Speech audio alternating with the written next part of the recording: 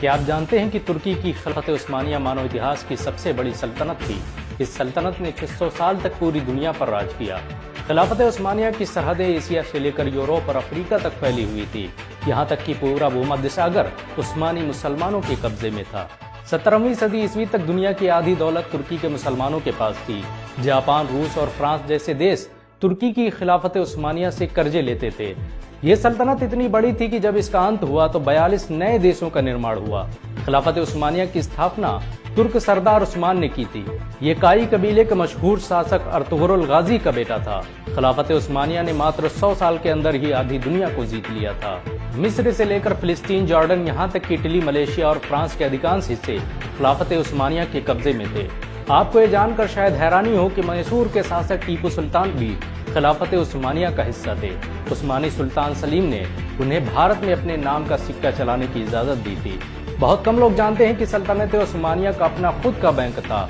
1863 में तुर्की हुकूमत ने इंपीरियल उस्मान बैंक की स्थापना की थी, जिसका मकसद देश के गरीबों और कमजोर लोगों की मदद करना था। 20वीं सदी की शुरुआत तक इस सल्तनत में रहने वाले लोगों की प्रति व्यक्ति आय अमेरिका, रूस, जापान जैसे देशों से अधिक थी। मानव इतिहास की सबसे बड़ी सल्तनत खिलाफत उस्मानिया ने दुनिया को सबसे अधिक वैज्ञानिक और डॉक्टर दिए। आपको ये जानकर शायद हैरानी हो कि स्टीम पावर और स्टीम टरबाइन की खोज तुर्की के वैज्ञानिक तकीउद्दीन ने की थी। दुनिया का पहला सर्जिकल एटलस उस्मानी वैज्ञानिक सरफुद्दीन ने बनाया था। सरफुद्दीन ने ही बच्चों में होने वाली हाइड्रोसिफिलिस बीमारी का इलाज खोजा था। इस महान वैज्ञानिक ने हाथों की सर्जरी के बाद लकड़ी की पट्टियों को बांधने की जिस परंपरा की शुरुआत की, उसे आज पूरी दुनिया में इस्तेमाल किया जाता है। ऑपरेशन के दौरान जिस चिमटी, स्कैल्पल और कैथेटर को दुनिया भर के डॉक्टर इस्तेमाल करते हैं, उसकी खोज उस्मानियों ने ही की थी। चाय की खोज करने वाला खालिद भी एक तुर्क मुसलमान था। आपको ये जानकर शायद हैरानी हो कि दुनिया की सबसे पढ़ी लिखी आबादी उस्मानी साम्राज्य में रहती थी। दुनिया के सबसे बड़े स्कूल और कॉलेज खिलाफत उस्मानिया का हिस्सा थे। ये दुनिया की सबसे आधुनिक सल्तनत थी, जिसकी हर मस्जिद और मदरसे में लाइब्रेरी की सुविधा मौजूद थी। तुर्की के मुस्लिम शासकों ने अल अखियान नाम के एक संगठन की स्थापना की थी, जिसका मुख्य काम मुसलमानों की आर्थिक मदद करना था। अल अखियान अमीर लोगों की जमात थी, जिन्होंने अपनी सारी दौलत मुसलमानों और इस्लाम के लिए दान कर रखी थी। इतिहासकारों की माने तो खिलाफत उस्मानिया के तीसरे सुल्तान मुराद प्रथम ने ही दुनिया की पहली जानिसारी फौज की स्थापना की थी। ये सुल्तान के पर्सनल बॉडीगार्ड थे, जो आसपास की चीजों पर नजर रखते थे। यहीं से दुनिया में बॉडीगार्ड रखने की परंपरा शुरू हुई।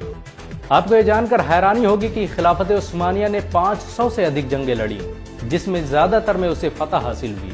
तुर्क मुसलमानों में ऐसा जज्बा था कि सुल्तान मोहम्मद फातेह ने बैजेंटियम एम्पायर के सबसे मशहूर शहर कुस्तुनतुनिया को मात्र 21 साल की उम्र में फतह कर लिया। उस्मानी फौज दुनिया की सबसे ताकतवर फौज थी। बारूद से चलने वाले हथियारों की खोज तुर्की के मुसलमानों ने की थी। आपको ये जानकर शायद हैरानी हो कि समुद्री जहाजों पर तोपों का सबसे पहले इस्तेमाल उस्मानियों ने ही किया था। बाबर जिन तोपों को भारत लेकर आया, उसे बनाने वाले तुर्की के मुसलमान थे। तुर्की की खिलाफत उस्मानिया का भारत से बड़ा गहरा संबंध था। मुगल दरबार में बड़ी तादाद में तुर्की के आलिम और वैज्ञानिक मौजूद थे।